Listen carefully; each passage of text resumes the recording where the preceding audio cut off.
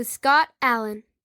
Hello, I am your host, Scott Allen, and this is Phronesis, Practical Wisdom for Leaders. If the topic is leadership, I'm in. I've spent more than 20 years in the field teaching, learning, writing, and questioning. When I'm not working on Phronesis, I travel, delivering keynotes, working with individuals and teams, and helping people from organizations across industries become better leaders. Want to learn more? Visit me at scottjallen.net. Phronesis offers a smart, fast-paced discussion about all things leadership. We explore relevant topics and incorporate practical tips to help you make a difference in how you lead and live. Listen Notes lists Phronesis in the top 3% of podcasts worldwide. Phronesis is the official podcast of the International Leadership Association.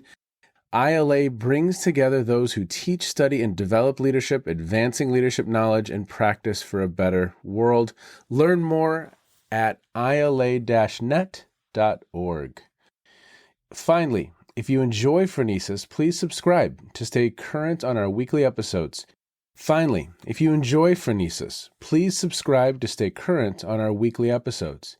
If you find an episode that resonates, please share it with your colleagues and friends.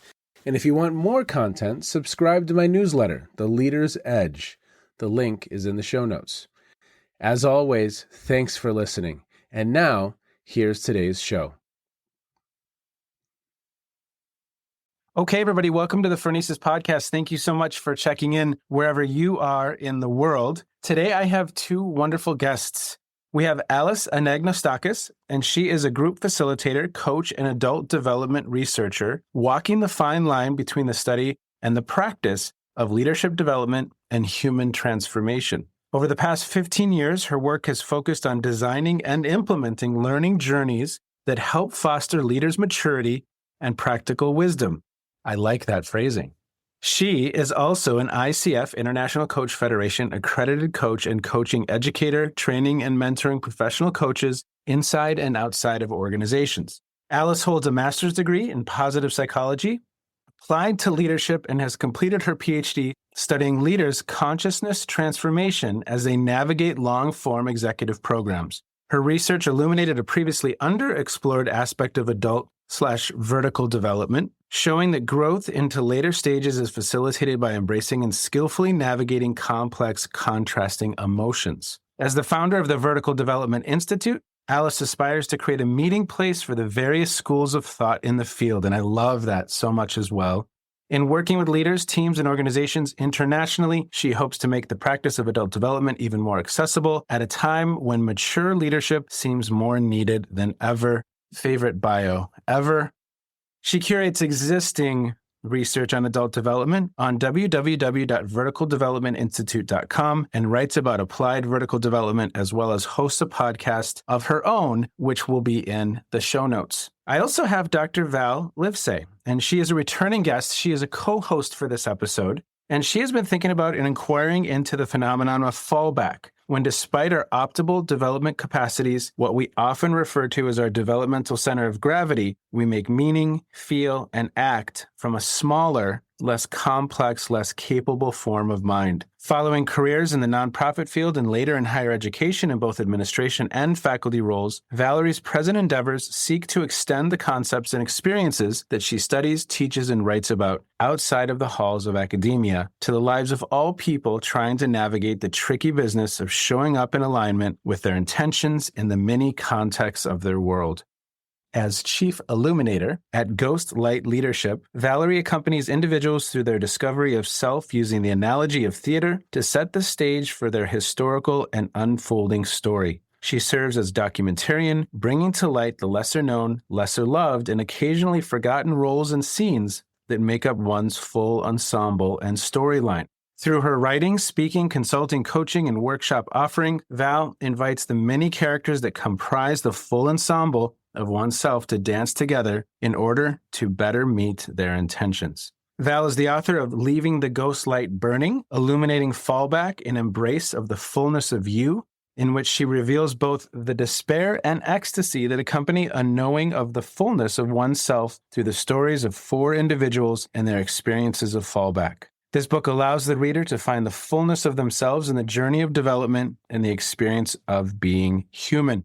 Val earned her bachelor's degree from IU, Indiana University. She holds a master's degree in nonprofit leadership and management and a Ph.D. in leadership studies from the University of San Diego. Lovely University of San Diego. Val lives in San Diego, California with her husband and 2 children, who serve simultaneously as the most frequent protagonists of an audience to her experience of fallback and the greatest source of her desire to do better. 2 of the loveliest bios I have read on this podcast. Now, Alice is joining us from Australia. Val is in San Diego. And Val, I just really, really appreciated our conversation when we were with David McCallum, and we had kind of gone back and forth a little bit. And you said, you know who you have to have on the podcast. And that's why Alice is here today. So maybe we start there. What is it about Alice's work that just really draws you? And tell us a little bit more about her. What a beautiful invitation.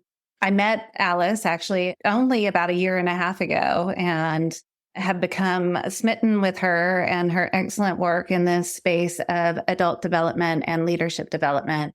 And there are so many things that I'm drawn to about Alice. One is that she's done the hard work that I think is really necessary in this space of adult development to figure out how do we navigate the intersections of development, both adult and leadership development, in the ways that we work with others. So that's actually what Alice studied through her own research, is in a leadership development program with about 30 participants. How does growth happen? And what are the components of a leadership development program that allows developmental growth to happen? And what are the outcomes of that? I adore that because I think we're really at a crossroads where we have these theories that are kind of set and we learn more about the theories, but we're not really sure how to put them into practice in the real world and the work that we're doing, and explain why that is important, why adult development is necessary for the exercise of leadership in the world today. But I also love Alice because she so consistently walks the talk of everything that she is doing. She doesn't just research it. She doesn't just write about it. She's in the practice ongoingly. And I admire that so much in other humans, and particularly in other researchers and practitioners. So I am curious, Alice, about what you're up to these days and what you're finding in these spaces at the intersection of adult development and leadership development, and what's making you excited to move in these spaces. Oh, thank you, Val. And thank you, Scott, for having me. I'll have to overcome how emotional I actually feel right now because, Val has been my research hero long before we met, when I was actually, when I came across her work on fallback as I was preparing my dissertation and thinking, this is the missing piece. We actually grow in very, very messy ways. And here's a researcher who explains how messy it is and why the mess is actually good for us. So it feels like we've known each other for a lifetime, not just for 1.5 years. It's a very interesting feeling. How to say engaging and nourishing from a learning perspective space at the moment, because as it happened, I'm at the back end right now, at the tail end of 2.5 weeks of facilitation, where in the span of these 2.5 weeks, I've worked with police leaders from 10 countries, exploring how adult development can actually impact global policing collaboration and leadership development.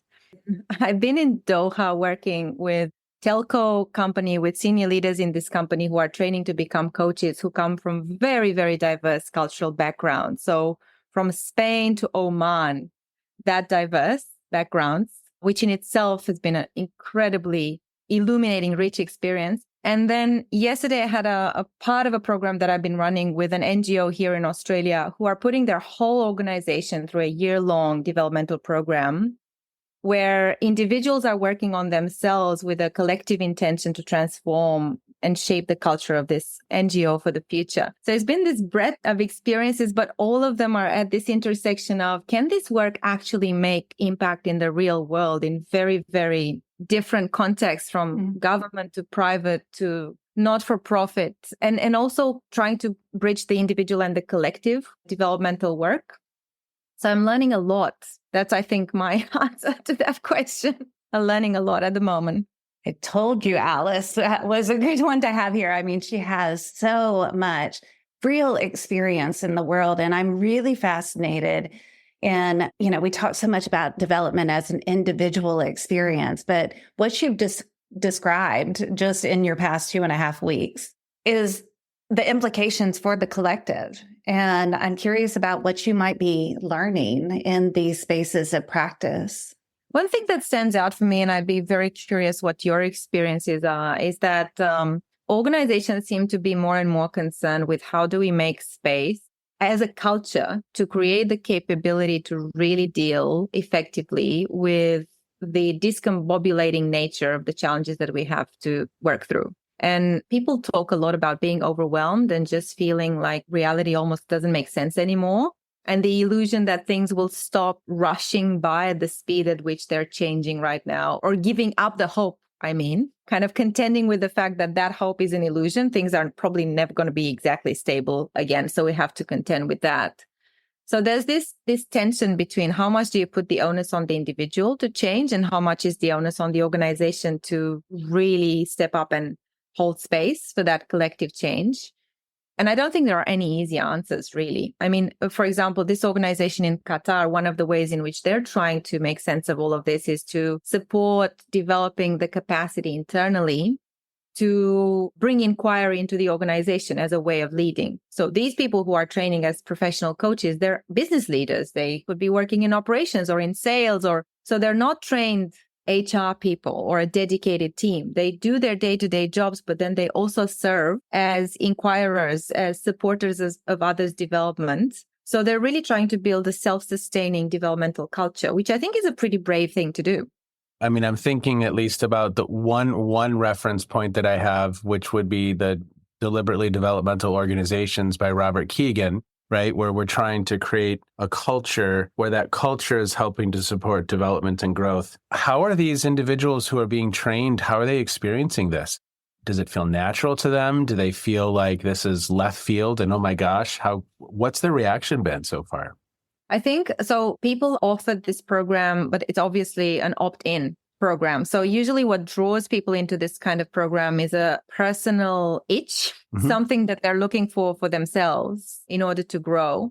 And then there's this hunger to kind of explore, is there a different way to go about things? So coaching is a really fascinating science and practice when you get deep into it, because it actually invites you to unlearn a lot of stuff that as a leader you've grown really good at, like being the expert, knowing what to do. So they're getting into an experience where they're actually mastering the art of not knowing skillfully. Yes. It can be very discombobulating, and people talk about it very openly. And also, there's an interesting context in that particular culture. There are barriers. So with the last group that I had last week, where most of the participants were coming from a Muslim background, we had a very open conversation around what is appropriate. So how appropriate is it, for example, to ask probing questions that could be seen as, too private or intruding into somebody's inner world? And by the end of the experience, I asked them, did you feel like you were intruding? Because they were having really, really open conversations, and there's no role playing in this kind of program. You're working on real stuff and being coached on your real challenges in real time by colleagues who might learn stuff about you that they would not normally know. And they said, no, it didn't really feel intruding at all, because there was this sense of challenge and safety. So I think people are finding it quite illuminating to them personally, and also relevant for them beyond work, which I think is motivating them to bring it into the work as well. So there's a positive, virtuous cycle that's being created there. I was revisiting your research with this group of leaders and their development recently. And you noted in this research, one of the things that you found was the participants' willingness to access their emotions, difficult emotions, and really step into that space and stay in that space and bring something else in, what's called an edge emotion, such as curiosity, to just stay with that was really powerful in allowing them to grow. And I had to think in my own work about fallback and how to bring the fallback work into organizations. I'm very clear that fallback is already existing in organizations. How do you actually surface it? How do you make it available? And a lot of times people say, it's really hard to sit within my existing team across from someone who you might have existing experiences with that are not positive, who are just waiting for a way to, pounce in, or with fear of undoing a longstanding relationship by what you may share, or just having your identity, your job, your security at risk putting it at risk through something that you might say, being vulnerable in that space. And I know that with your design of your research, you had different people from different organizations. So you didn't have that so much in the mix because they didn't have those existing relationships. But it sounds like these folks that you're working with now. I've been so curious about how do you create these safe spaces? How do you hold them in a way that allows folks to do the hard work that we're asking them to do by bringing them their full selves into the workplace? Yeah, that's such a good question, Val. And indeed, so the program that I did study for my dissertation was a cross-sector, cross-industry program. So then it's actually an enabler when people are very diverse in that way, an enabler of safety, because there's not much at stake. There is still a lot at stake, but not in the same way as it is when you're working day in, day out with someone else. What I'm noticing in this internal program, so this is probably one of the deepest experiences I've had teaching this stuff internally, because what you're pointing out there has always been a barrier. People putting up the armor, whatever I say here might be held against me later in some project or in some context. There seems to be something about this particular program with this Middle Eastern organization is a program where people are training to become professional coaches. So it's not just a short 2-day introduction into coaching. There's something about it being a full developmental journey, people really opting in, people seeing it as a really important developmental step for their career, maybe even beyond their current role. That I'm not sure what it is that it does, but I've noticed that they came in with more of this is for me. I'm going to make the most of it. So I think that's one element, how the program is presented, how the program is positioned internally. And the other thing is, yes, how it's facilitated. And my personal preference is, and belief, I deeply believe this, is that I'm a learner alongside the people that I support in my facilitation. And I'm very straightforward, open about that. I'm not there to teach anybody anything. I'm there to facilitate a process of harnessing the collective wisdom in the room and really honoring and recognizing both their cultural backgrounds and the wisdom they carry from the traditions that they are embedded in personally, spiritually, and so forth, but also the knowledge that they hold as leaders. So there's possibly, I believe, something very soothing about that for a group where they go, you know what? There's no power imbalance. We're here together to support each other. And there's also the fact that everybody practices and everybody is being coached. So nobody gets to opt out in a sense. You know what you're getting yourself into. Nobody's going to force you into it. But are you in?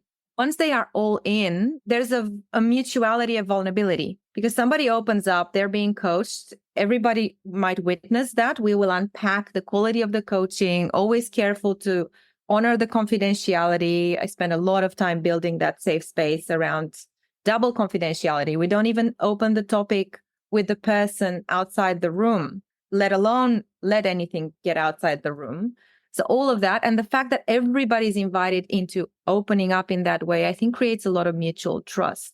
The other thing that I was thinking about when you were sharing that is your statement that the folks have all opted in. And so the voluntary nature of the work, I think, is really incredibly important. And I know in your research, when they could identify their own reasons, their own goals, and connect them, specifically to what they wanted to accomplish, that there was much more chance that they were likely to develop. And before you came, we began recording, I was talking to Scott about a paper that he has just finished up with some colleagues on creating a vertical and horizontal developmental program, academic program. And I wonder what you're hearing here, Scott, that might resonate with, what you have studied and what you found yourself, and then what doesn't. Yeah, well, so the paper that David Rush and I were kind of working on, we were calling it deliberately developmental degrees. So within the context of an academic degree or a program, we could use different phrasing here, but can we help someone grow vertically as well? And what are the conditions? What are some of the topics that maybe we would expose people to? Maybe it's the skill of active listening or mindfulness, or maybe it's awareness of cognitive biases. So what are some of the topics, to your point, kind of that Winnicott, the holding environment? How do we create that space? How do we design? And I think design's a very, very important word here. Intentionally design a space where that work can happen. And it could be through critical reflection. It could be through any number of different interventions. But I just love listening to how you're thinking about it, because at least what I heard is the motivation to learn. These people have opted in. This is something they value, they want. There's a readiness to learn. They've opted in. They value it. They want it. And so you have these individuals who are somewhat ripe. And, another thing that you said that just really stood out for me, and I've been thinking a lot about this, is a lot of my work in organizations, I come across leaders who are constructing the role as having the answers. And, they're supposed to figure this out. And I think when we're dealing with a lot of the complexity that we're navigating in organizational life, kind of the permanent whitewater that just exists, it's about, for me, emerging the right questions and then creating a space where we can actually have that dialogue. And I just thought I heard you say something of that nature a little bit earlier, because I think for me, that kind of moves into some of the leader development piece. It's almost as if, am I mature enough to say, I don't have all the answers. Let's figure this out. And that takes guts. Right? It does take guts. And I appreciate your raising that, Scott, because I know that Alice does a lot of work at the intersections of adult development and leader development. And it's clear to us how they're connected. But I wonder, within these organizations with which you're working, what is clear or unclear for them about what it will allow and make possible? I do want to say that I got the nerdy twinkle in my eye when I heard about that paper, Scott. I can't wait to read that paper. Well, I love your feedback. I'm so keen to learn from you and what you've discovered, because I think this topic of how do we design for development is hugely important to me in my own work. And actually, part of what fell out of the research that I did was a tentative design framework for vertically developmental programs. Nice. Very much aligned with what you're looking at. So I'm really seeing the cross-pollination there. And I'm also thinking about almost linking what you were both saying, how is it landing in organizations? What do they feel like they're ready for? Val, were you saying? And this shift that you're noticing, Scott, around, shifting from I know and I have the answers to I don't know. And my role is to ask the right questions. And I've actually had a leader last week say, it feels a bit like traditional corporate life is a continuation of high school. It's this, you're chasing the grades, you're chasing the next promotion, you're chasing a good rating in your performance rating and review. You want the teacher to like you. You want to be the popular kid. You want not to be bullied. There are all of these almost archetypal patterns that we've lived through traditional schooling that somehow, in a different form, they continue almost unchanged in the conventional corporate space. Yeah. So I wonder if the change we're talking about is not of a more fundamental nature, where what is it that we value in the organizational context? Even the belief that, my worth, so many leaders hold this belief, my worth rests in my capacity to have the right answers.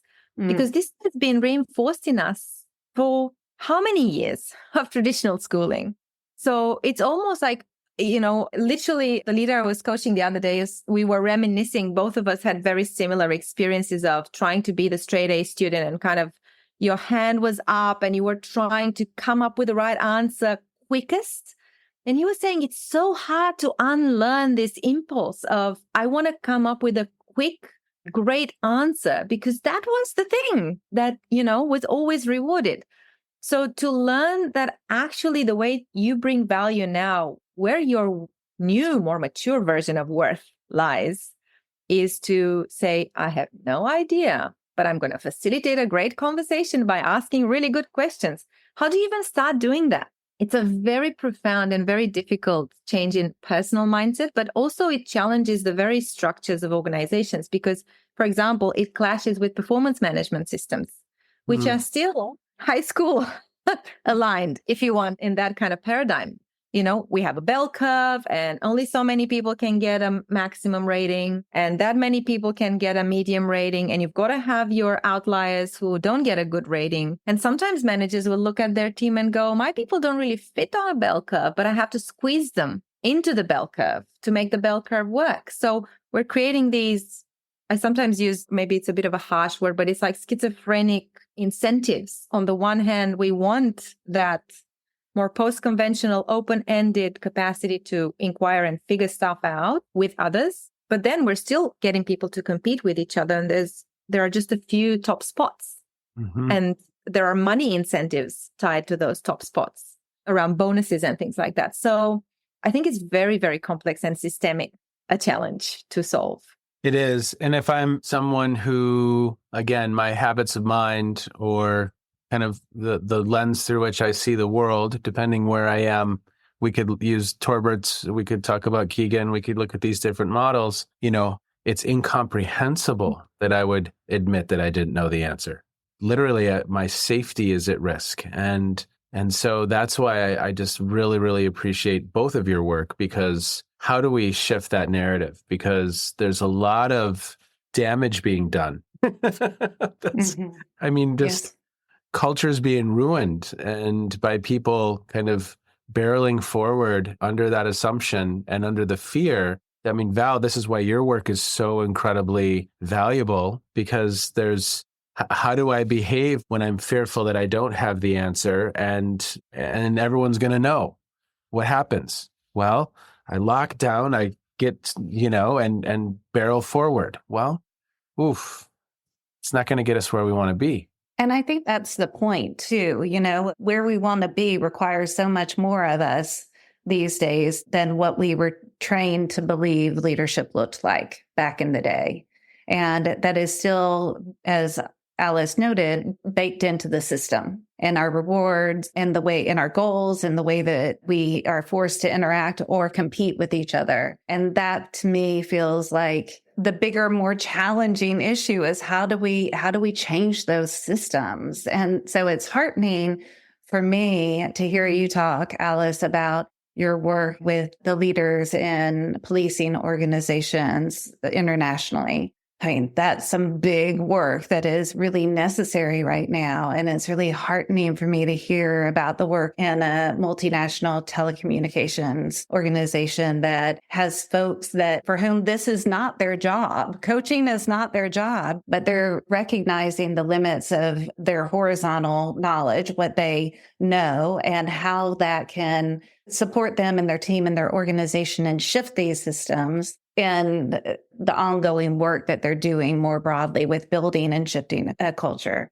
One thing, and Alice, I don't know if you see this, Val, you may see this in your work, but once we can kind of move, another very simplistic heuristic I could share as, Snowden and Boone, their Harvard Business Review article, and Dave Snowden and his work, and, the simple, complicated, complex, chaotic. That's one frame we could have the conversation through. And it's almost like a sigh of relief with leaders that I'm working with when I share with them, look, when you're navigating complexity, that could be the question of how do I develop greater levels of trust in my team? Well, that's a question. There's no person we can call in the world that can give you the answer. That person doesn't exist. There's no 4-ingredient recipe that I can share with you to answer that. You're co-creating that in many ways with your team. You have some thinking partners, hopefully, that you're talking with and you're getting, counsel from. But ultimately, you and your team are co-creating that. And it's almost oftentimes, if it's an individual who's fairly mature in their thinking, they'll say, oh, that actually makes me feel better that I don't have all this pressure that I have to come up with these answers. But that's literally how they've been constructing it, right? In their minds, it's so heavy what these individuals are going to bed with every night. I work with a lot of nonprofit leaders who, I mean, they go to bed with heavy, heavy weights on their mind.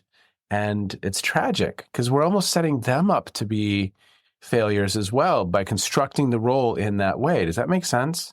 Yeah, completely. And I love that you bring Dave Snowden's perspective into this, because I'm almost wondering if we have been educated, or all of our education, which is mostly horizontal development focused, Yep. is assuming that we inhabit a world where problems are either simple or complicated. Mm-hmm. So for simple and complicated problems, a mindset where, you need to know a lot to figure out the right solution is maybe appropriate. Yep. But if we assume a very complex and chaotic environment and a combination of those two, that kind of expert focused, achiever focused, to link it back to the stages kind of mindset, is no longer appropriate. So I think the big kind of moment of insight when you frame it, and perhaps that sigh of relief you're talking about, is around, so the feeling that I've been having that I'm out of depth and what I'm doing is not working is not a reflection of me being incompetent. It's actually a reflection of the world requiring something completely different than we've been doing so far. Yes. And then that normalizing of the pain and of the confusion, and what in my research, but this is not my term, it comes from a Finnish researcher called Kaisu Malki. She calls them edge emotions. All of the difficult emotions that we feel, like overwhelm and exhaustion and fear and shame and grief and all of the messy stuff, when we realize, I have no idea how to solve this, but we believe we're supposed to have an idea. Yep. So letting go of that expectation that we're supposed to have an idea and going, no, this is just another way of being that I need to learn how to lean into, is possibly a huge relief for a lot of leaders. Yes. And then it's, how do we help them? That's like hurdle one, that mental leap. And then hurdle two is, now how do I authentically create a space where my team can co-create? And to Val's work, revert back into command and control, lose them. The group now doesn't really genuinely believe that I care about their feedback, or we're not creating a space where we can have that dialogue, because that's where the gold is, I think. In these complex adaptive challenges, we have to have all of the perspectives so that we can get all of those on the table. And then it's our best guess. What experiments are we going to run? What do we think? What is our best bet to move forward in this context, in this situation? But no one has the answer. I mean, I always give the example of like strategy for an organization. The CEO can't call some individual and say, what are the 4 things I need to do? Can you give them to me real quick? And then we'll be good. Stocks will go up 5%. Or how do we transform into a regenerative organization? Give me 15 minutes. I'll answer that. Exactly. Right? But now that's why your work is so incredibly important too, because I think once we get into that messy space, it's gray. It's just gray. And I had a guest on. He's a former Major League Baseball pitcher, Josh Lindblom. And he had a beautiful phrase. He said, leaders are oftentimes a couple steps ahead in the fog, but you're it's gray. It's not clean. It's not clear. It's messy. And Val, to some of your work, we could want it to be clear and black and white and lock it down. So that feels to me intuitively like hurdle 2 then is, how do we truly create that space where we can have that dialogue? Push back, Val, disagree.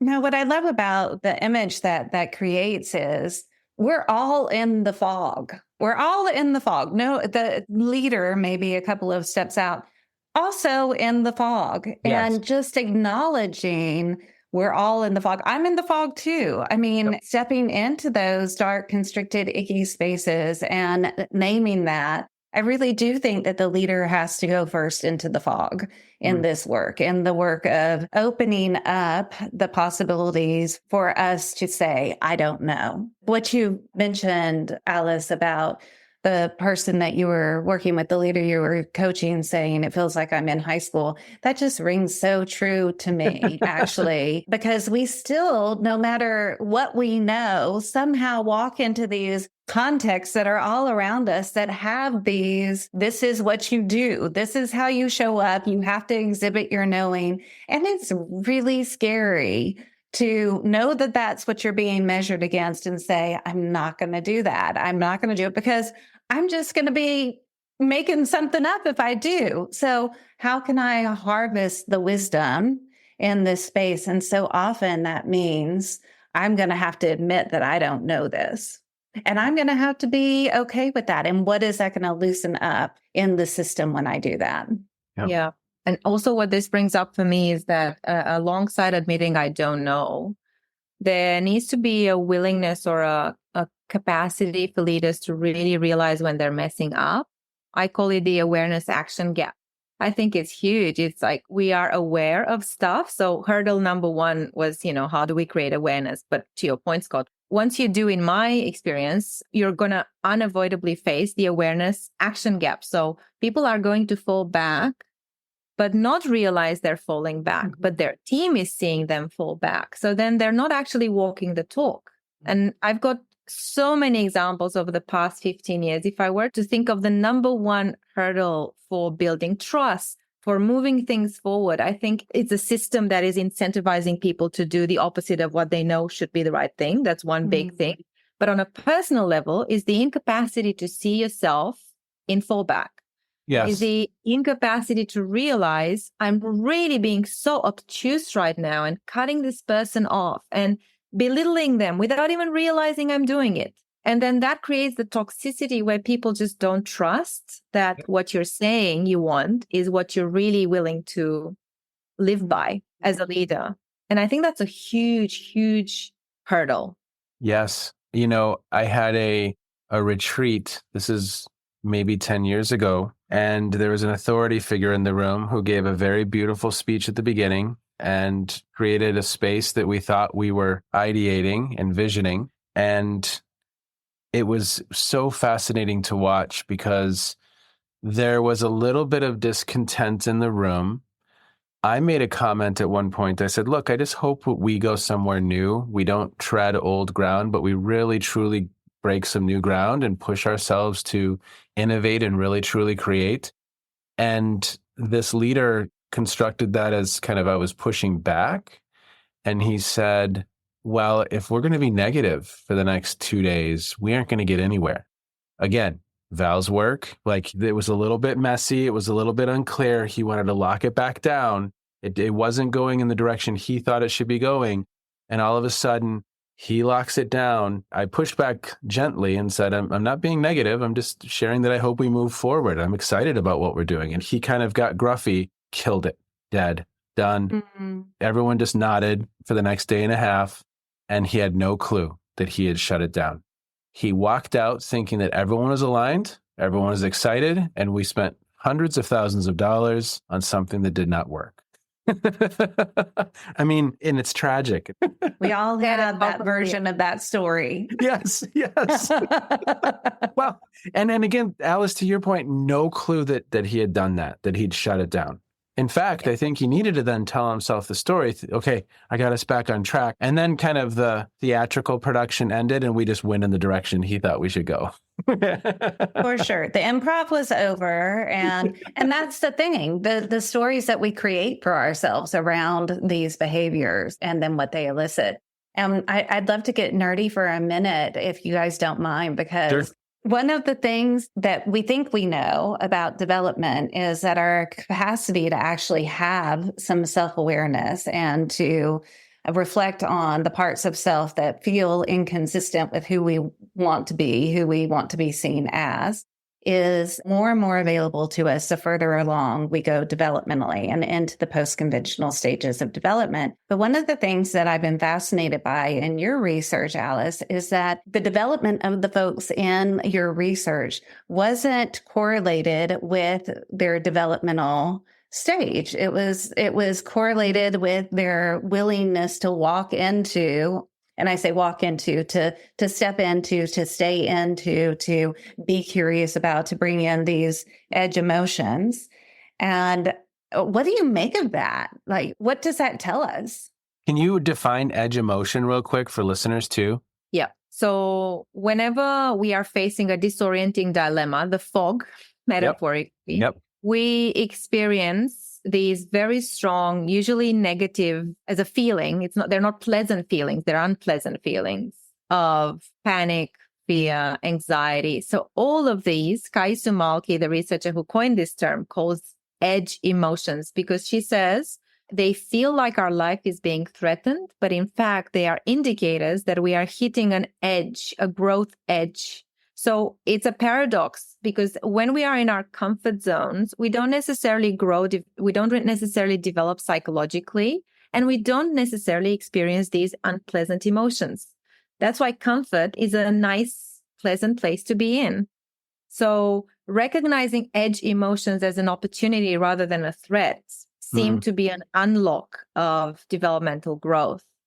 But that comes with a certain level of self-awareness that's just, people in my study, they somehow stumbled into it. I don't even know how else to define it, because it emerged from their stories and from the data that I collected over 6 months every week, where they journaled about their life, not just the program that they were in, where I realized there was this pattern. So the individuals who developed vertically through the 6 months of research were always the individuals who, when they encountered these edge emotions, when they were in the middle of the fog with no clue what to do and felt completely panicked about it, they didn't just try to divert their attention to something else or blame the environment for what they were feeling. They were actually curious about, what am I so anxious about?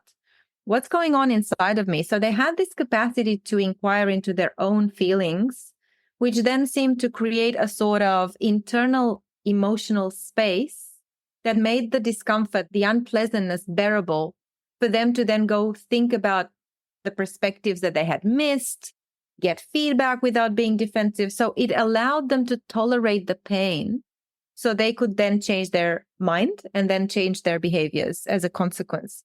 But it was very interesting that the people who regressed most, so out of the research participants, 30% developed, 70% either stagnated or regressed. It was the post-conventionals who regressed most often. So that really intrigued me. It was like our post-conventional capacities seem to be fragile. The fact that you're capable of post-conventional thought does not mean that under stress, you're not actually very likely to fall back into conventional immature behaviors. Or actually, it might mean you're even more likely to fall back because you have further back to fall, if that makes sense. And I was having a conversation with a leader recently who said, I feel like this kind of mature thinking and inquiry and constant curiosity and feeling your feelings, it takes a lot of effort. It's just hard work. So it's easy to get exhausted from the hard work, or when the going gets really tough, it's just very easy to kind of let it all go and just go back to being a 5-year-old. This person was saying, like, it's just easy to be a 5-year-old and just throw a tantrum because it's almost like a relief. Like, I don't have to do all this hard work anymore. So it's intriguing in a way that to grow, we need to do all of this work. And being in that later stage growth does not mean we're going to stay there. It's actually a place we need to continue nurturing to be able to continue accessing it. When I imagine at times if the context shifts, a shift in context can also be a trigger as well. To that point, when I did my study, it was 2020. So I was planning to study this in-person program, which all of a sudden turned virtual with more than half of the participants, because there were more than 200 leaders in the program. I looked at a subset of 30, 35 out of those 200. But most of them were in lockdown, in panic, moving their businesses into working from home. Everybody still remembers what 2020 was like for all of us. And at the end, one of the late stage leaders who had regressed a lot, so he had scored much earlier in his development on the second measurement. He told me, I realized that I haven't actually reflected for maybe half a year. I've just been in survival mode and just going from task to task and going from what is the next absolutely urgent thing that requires my attention. Because he was intrigued when he finally got his test results at the very end. It's like, what's going on? I mean, why do I look like I'm less mature 6 months later than I was before? And then we had a conversation and unpacked what had actually happened. And that was his big light bulb moment. I'm a very reflective person, and I've actually completely not accessed that capacity in me for months now. Yep. It's crazy. I didn't even realize I lost it. I feel like he might be a kindred spirit with me during. I am quite certain that I regressed significantly during the pandemic, especially those early days of it. There was so much to cause it, and that you would just be stuck in that space. There was no relief from all of the things that would trigger us to be our smaller selves. So I can absolutely relate to that. And of course, the nerdy part of me wants you to go back and test him again now. In fact, I took a developmental assessment at the time during pandemic, and I also scored earlier in my development, and I was not at all surprised about that. And I could claim, yep, that's where I am right now. Like, that's really where I am. That's as big as I can get in this moment. Well, and I think one other element, and Alice, maybe you have found this in your research, Val, maybe in yours, but I yesterday spoke with Dr. Phil, who's my therapist, and I've been with him for probably 18, maybe almost 20 years now. And he's a thinking partner. And it's just been wonderful to have him as a thinking partner. And then I have a mentor. I speak with Phil every 2 weeks. I speak with Gary every 2 weeks. And I go on a walk and we talk. And then my wife and I walk every morning, and she's a thinking partner. And so those are three of the pillars of my support system that help me kind of reflect on when I'm in that smaller space, or when I've not kind of been my full self or the self I'd like to be, or when I need to get curious about, okay, I'm feeling this way. What's going on with this? How should I think about this? And Phil can at least be a thinking partner. You know, individuals who don't have that, haven't built that system into their way of being. Again, that's got to be a hard place, because my mind, absent those three people, is a scary place sometimes. I love that you highlighted this, and rock on Phil, Gary, and Scott's wife. I mean, Yes, yeah. Bless you for the role that you play. Thanks for tooling around with me up here. That go into that crazy place in Scott's mind. I am curious, are they only thought partners, or are they, because related to what I found in my research, are they witnesses? Are they, do they just sit with you and accept? That's a great question. Define witness for me. For me, the witness is just someone who sits with you. And I say just someone who sits with you. That's not it, because what you've pointed to, I think, is this aspect of perhaps challenge, or at least illuminating something else that you hadn't thought about. But the other side of the other important side of a developmental container is the support. Yeah. And in my research on fallback, it was such an incredible component to people being willing to go into those dark spaces, is just having someone who could see and hear them in their smallness and accept them and say, you're more human because you've revealed this part of you to me, and I love you more for it. Yeah, I think all three are different, play different roles at different times. Well, okay. Yeah. As we wind down our time, we always close out the conversation with what we've been listening to, reading, something that's caught our attention. It could be something we've been streaming. And so, Alice, what have you read, streamed, listened to? What's something that could have something to do with what we've just discussed? It could have nothing to do with what we've just discussed. What do you think? What's caught your attention?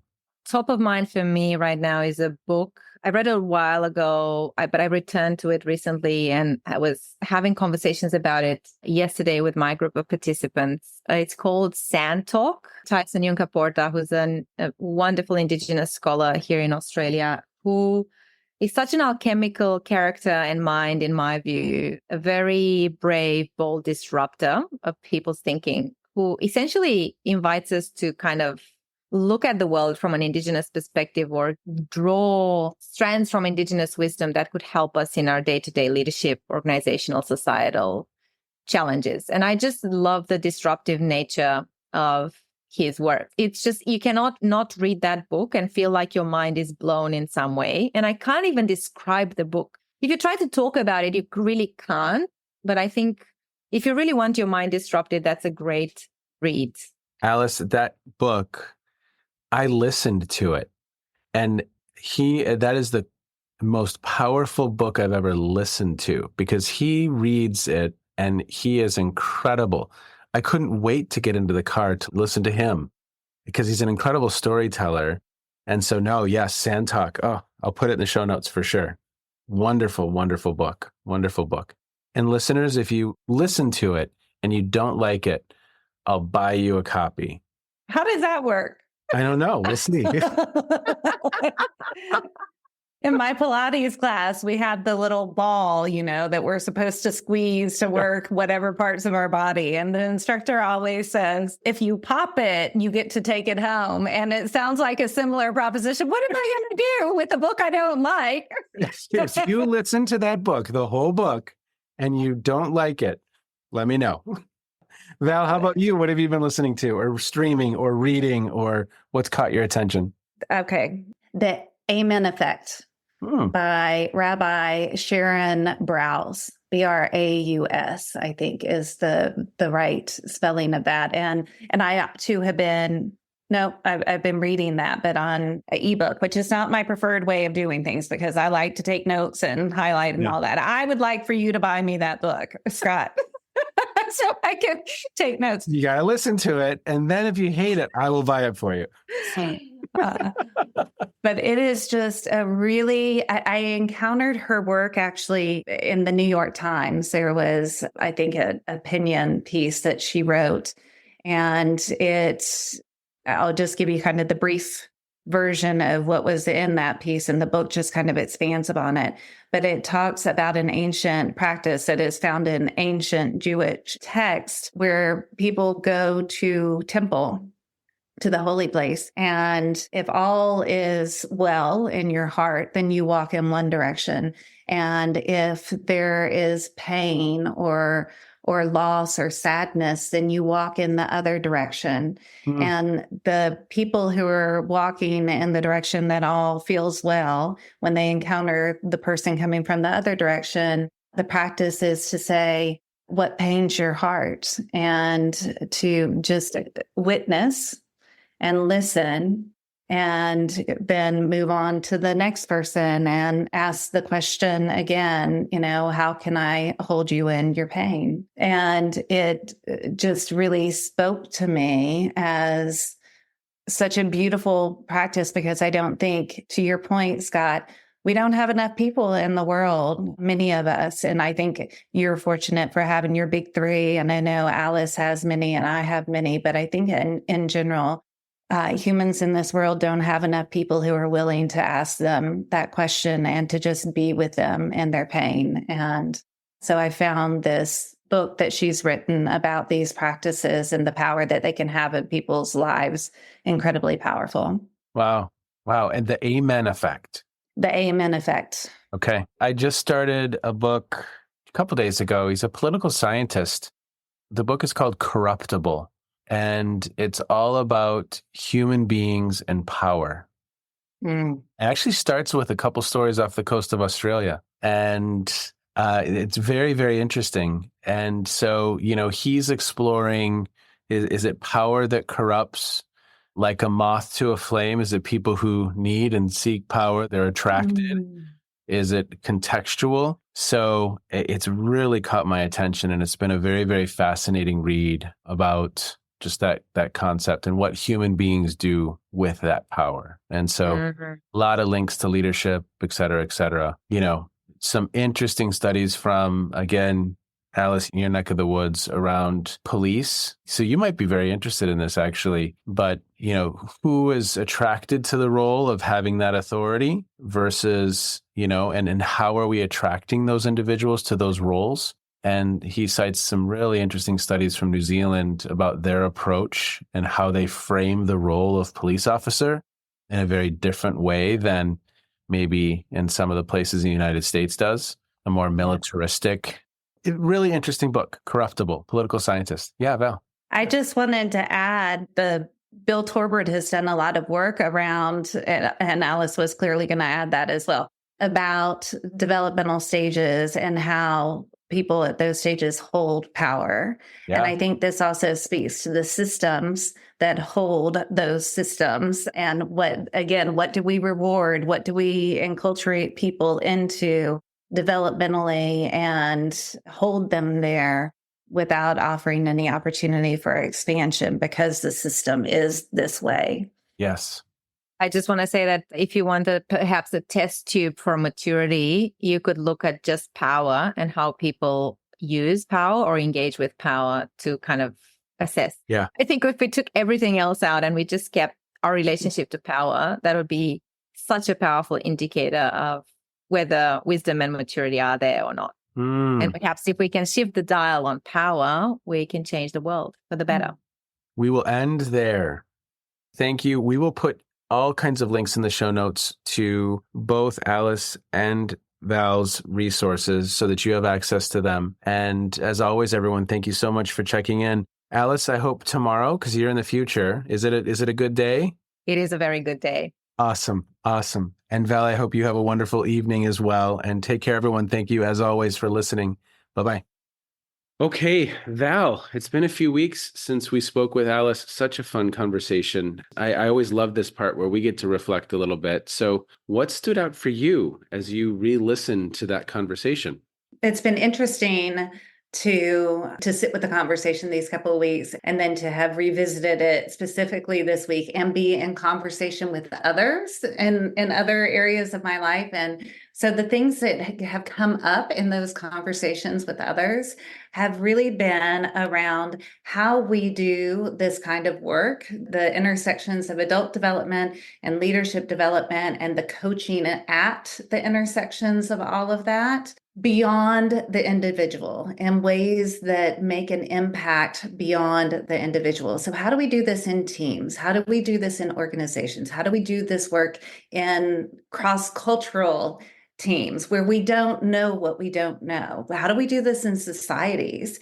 And I was really drawn into Alice's experiences working with folks in what I would consider traditionally hierarchical settings, and really having the capacity to do this work, cultivating that capacity, people coming with the capacity. So she referenced her work with police organizations globally, and those are traditional. We have the answers at the top, and we're going to tell you how to do it, cultures. And then she's doing a lot of work cross-culturally in cultures that tend to be, at least in my understanding, of the more hierarchical, more set norms, social norms. You kind of don't cross these boundaries. And people are coming to those so willing to do the work and to engage in the vulnerability and the not knowing that came up during the time that we were together and go deep into those places. So that's the thing that's really been staying with me. And some of the components of that, because I'm really interested in how do we create spaces where that's possible? Yes. Where we are going against those cultural norms, either organizational cultural or actual cultural in cross cultures. And the things that stood out that she was pointing to were, one, the opting in, the choosing to be there, to showing up and saying, I am in and I am fully in. And this is not a 1 or 2 day program. This is me investing in this for me and in service to others. And recognizing that we are all going to be doing this work, that no one gets to opt out of it once you say that you're actually in. And the other component of that was the humility, I think. And I know this about Alice, but the humility that she referenced as being really powerful in inviting people to show up fully, because she does that. She does that herself. She says, I'm a learner with you. I might be standing in this role, but I am here and I am going to learn just as much from you. So I'm inviting that, and I'm also going to be extending that part of me to you. Her role as a facilitator doing that. I also think a lot about how the leader, the person in authority, whether it's a facilitator holding the space and or a leader who is in, a role of authority, someone has to go first. And I think that that's a really important component in my own experience. That's been a really important component of allowing people to say, okay, wait, she showed up fully human. And I actually appreciate her more for revealing the things that we don't normally reveal. And I'm going to do that too. I loved that phrasing, someone has to go first. And her modeling that vulnerability, modeling that. I have a good friend who teaches at the University of Florida, Tony Middlebrooks, and he always starts courses by saying, I don't know better, I know different. And we are going to kind of create this space together. And that's the energy within which he starts the class. And it just totally shifts things. And so I think what you just said is absolutely beautiful and spot on. And there's a lot of practical wisdom in that. How you show up and how we show up matters. And then something that stood out for me just is my great appreciation for her experimenting with how to do this work in those types of organizations. There's that experimentation there, and she's actively learning, discovering. Probably she didn't say this, and I don't want to put this on her, but there's failure and missteps, and we're learning and we're moving forward. And because taking the work of Bill Torbert or Robert Keegan and operationalizing that, there's going to be some experimentation in how we do that work. And I think we're all in the experiment of that right now. I think that we have these really amazing theories that are incredibly helpful. And what do we do with those? How do we put those into practice? And for me, Alice is at the forefront of that. She, as you say, she is out there experimenting and doing it in different environments and not knowing what's going to come of it, just bringing her full authentic self. So that modeling, I think, is really important. Well, Val, if I'm not mistaken, we have another conversation coming up soon for listeners. So listeners, be on the lookout for that. That's going to be in the next few weeks. So we are going to pair up again, and another fun, interesting, engaging. And again, when I think of that conversation, I think of experimentation as well. So we will leave listeners kind of on that cliffhanger. And as always, everyone, thank you so much for checking in. And thank you, Val. Thank you, Scott. You have just finished another episode of Practical Wisdom for Leaders with Scott Allen. To contact me, visit scottjallen.net or send me a note at scott@scottjallen.net. I'm also on LinkedIn, so let's connect. If you have feedback, I'd love to hear it. And as always, thank you so much for listening. And now here's my daughter, Emily, with the outro.